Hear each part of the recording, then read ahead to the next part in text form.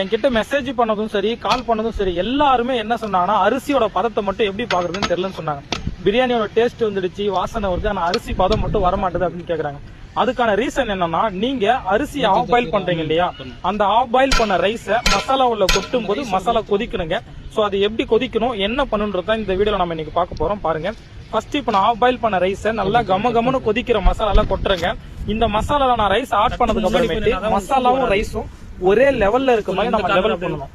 அப்படி லெவல் பண்ணும்போது அரிசியும் மசாலாவும் ஒரே லெவல் இல்லாம மசாலா கீழே இருக்குன்னா நீங்க அரிசி வடிச்ச தண்ணியை லைட்டா ஊத்தி இது மாதிரி லெவல் பண்ணி விடுங்க. அரிசியும் மசாலாவும் ஒரே லெவல் இருக்க மாதிரி பண்ணிட்டு இதுக்கப்புறம் நீங்க 20 நிமிஷம் தம் போட்டீங்கன்னா உங்களோட பிரியாணி எந்த ஒரு மிஸ்டேக்குமே வராம கிளியரா வரும். ஸோ ஃபர்ஸ்ட் பாயிண்ட் நல்லா கொதிக்கிற இதுல போடணும்.